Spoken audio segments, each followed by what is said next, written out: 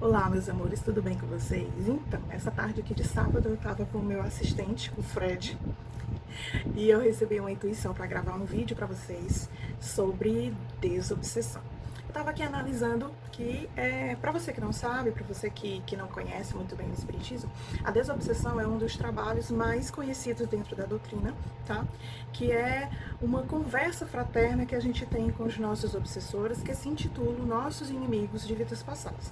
E detalhe, muitas vezes nós, sim, nos tornamos inimigos deles, porque em algum momento, em vidas anteriores, a gente fez alguma coisa para prejudicá-los, tá? E eles vêm do além-túmulo, justamente com a intenção de cobrar determinadas providências, né, no intuito de cumprir uma justiça. E dentro da desobsessão, que é um dos nossos trabalhos mais importantes dentro da terapêutica espírita, ela envolve muitas coisas, sabe? Que ao longo dessa minha jornada como espírita, a gente observa muito, a gente se surpreende muito, e cada sessão, cada desobsessão, ela é diferente da outra, tá? A desobsessão, basicamente, ela consiste o quê? No diálogo fraterno que ou o dirigente da sessão, tá? Ou o doutrinador, que antigamente era conhecido como doutrinador, mas hoje a gente já intitula de conciliador. Ele vai conversar com as entidades, tá? Para entender, para saber o porquê que essas entidades estão se sentindo injustiçadas. O que foi que aconteceu que despertou nelas esse desejo de vingança, tá? E é uma coisa interessante que a gente percebe que tem todo tipo de espírito dentro de uma desobsessão. Por que que existe todo tipo de espírito? Por que que eu estou me expressando dessa forma? Porque existem aqueles que estão conscientes da sua situação, ou seja, sabem que já desencarnaram. Existem aqueles que chegam super doentes, muitas vezes tiveram um desencarne trágico ou passaram um bom tempo no hospital, certo? E aí eles chegam ainda nessa situação de doença. A gente tem aqueles que são super, hiper, mega revoltados, tá? Que eles querem resolver as coisas no grito. A gente tem aqueles que, os irônicos, tá? Que são aqueles que eles fingem que estão sob controle, né? Que tudo está correndo de acordo com o planejado. Nós temos os estrategistas, tá? Que são aqueles que eles têm todo um planejamento de como vão prejudicar a sua vítima, tá? Nós temos aqueles que são extremamente religiosos, certo? Porque ou vieram do catolicismo, ou vieram do protestantismo, então eles carregam as visões ainda de quando estavam encarnados, né? Suas crenças de acordo com a religião a qual aprenderam na última encarnação. E eles vêm, nós temos também os parentes, tá? Que aparecem muitas vezes para consolar, mas também muitas vezes tão perdidos quanto a gente nesse nosso processo.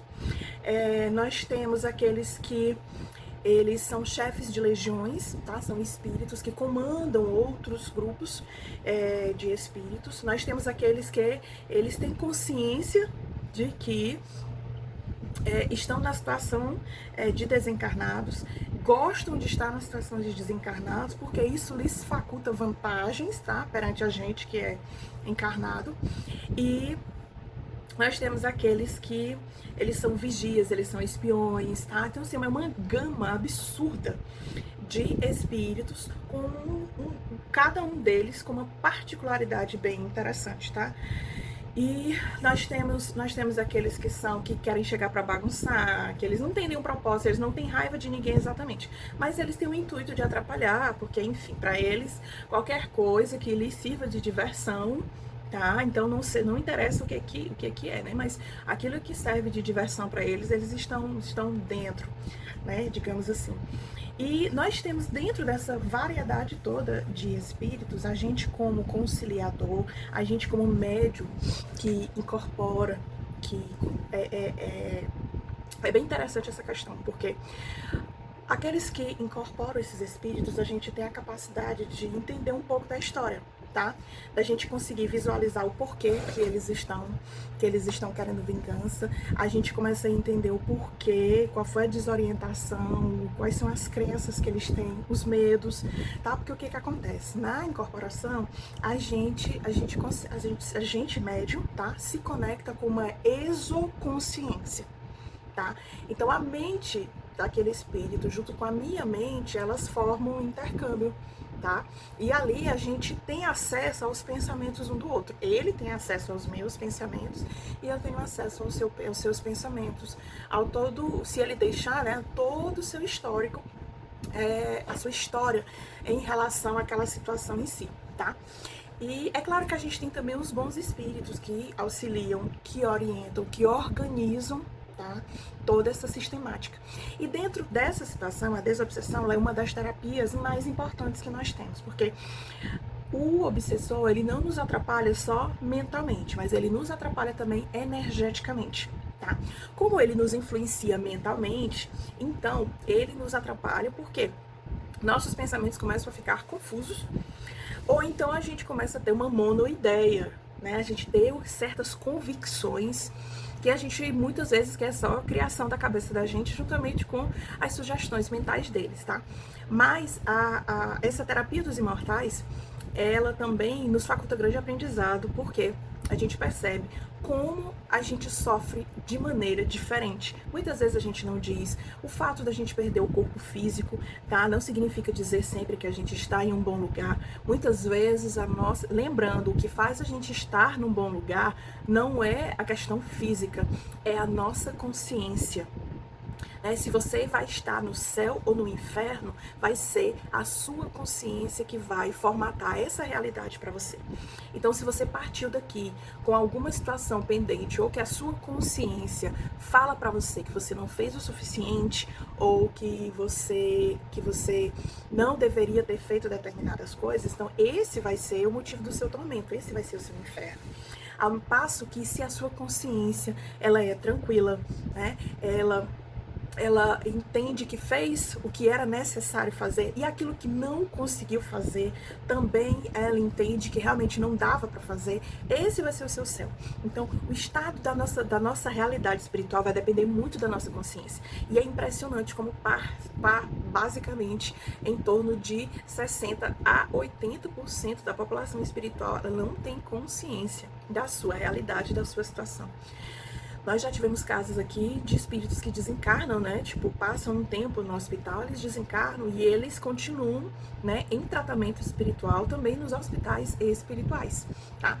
E assim, casos também de pessoas que morrem acidentadas, né? Que tem, ou seja, que tem uma morte trágica. Elas também passam um tempo para poder se recuperar das suas situações, dos seus pensamentos, das suas crenças. Agora, dentro desse panorama, a desobsessão ela serve para que a gente possa esclarecer e encaminhar esses espíritos aos devidos locais apropriados, tá? A espiritualidade, ela faz primeiro ela faz uma triagem dentro da sessão, tá? Uma triagem de quem vai incorporar e quem não vai incorporar, tá? Quem realmente necessita, quem realmente não necessita. Depois dessa triagem, a gente tem a segunda triagem, que é a conversa com o conciliador. Depois que o espírito incorpora, a gente, como conciliador, a gente conversa com ele para entender o que está acontecendo, tá? E poder orientá-lo da melhor maneira possível. Depois disso, eles passam por uma segunda conciliação com as entidades espirituais, tá? Com os mentores, que vão, porque muitas vezes eles não ficam convencidos, eles preferem suas vinganças, eles não querem, por exemplo, nós temos espíritos que eles ficam apegados às suas casas, né? Aos locais onde eles moravam. Então, muitas vezes, eles não aceitam sair para um lugar que, na cabeça deles, eles não sabem onde é, né? Então, muitas vezes, eles não aceitam de primeira, né? No caso na desobsessão, sair das suas situações e irem para um outro local. Dentro da segunda doutrinação que é feita no plano espiritual, tá? Aí já não tem a participação do conciliador encarnado. E aí no plano espiritual é feita uma segunda conversa, né? Uma segunda tentativa. E aí muitas vezes a gente obtém um resultado interessante, tá? Muitas vezes eles começam a compreender que no final das contas, quem mais sofre com esse desejo de vingança, muitas vezes não é nem nós encarnados, mas na maioria das vezes são eles. Por quê? Porque eles gastam um tempo absurdo das suas existências programando, planejando, organizando processos de vingança. Enquanto nós aqui encarnados, por mais que a gente sofra a influência deles, mas nós estamos no corpo físico. Esse sofrimento, ele fica amortizado. né? Por causa da vivência no mundo material. Enfim, a gente tem problema de trabalho, a gente tem problema nos relacionamentos, problemas familiares, financeiros, e isso muitas vezes tira o foco, né, da gente ter algum processo obsessivo. Então tá, que muitas pessoas passam a vida inteira obsidiadas, tá? Acompanhadas pelos seus inimigos desencarnados, e elas não são espíritas e nem sentem, tá?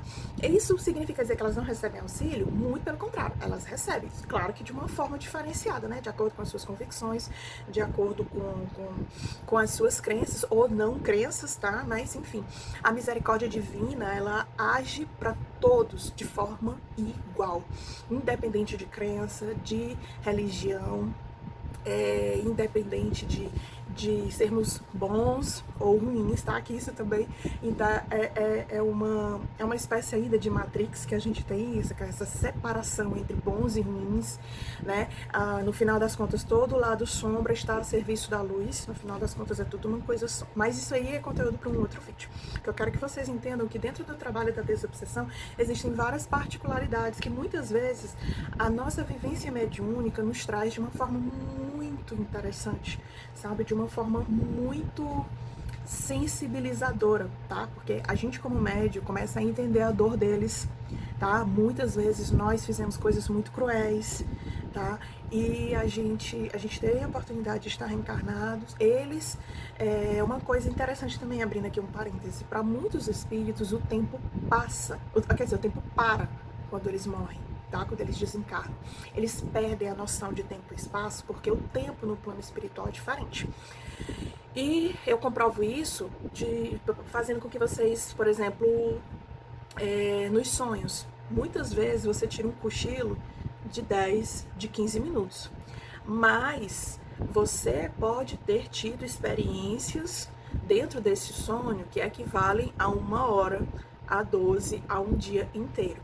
Quantas vezes você só cochilou 5, 10 minutinhos e você sonhou coisas que uma noite inteira você não sonharia, tá? Então isso é a prova de que o mundo extrafísico, o tempo e o espaço, eles acontecem de uma forma diferente, tá? 10 anos lá passa assim no piscar de olhos, tá? 90, 100, 150, 300 anos lá passa-se no instante.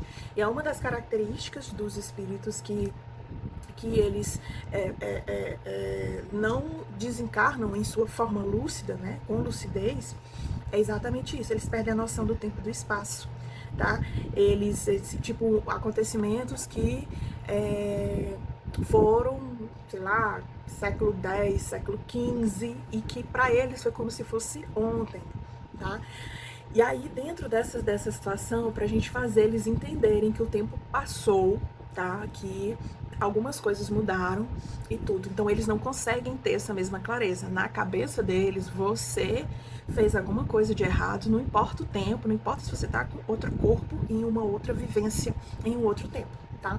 Isso é bem interessante porque os mentores auxiliam muito nesse esclarecimento, tá? Em relação a isso, é um crescimento muito interessante quando a gente lida com eles, tá?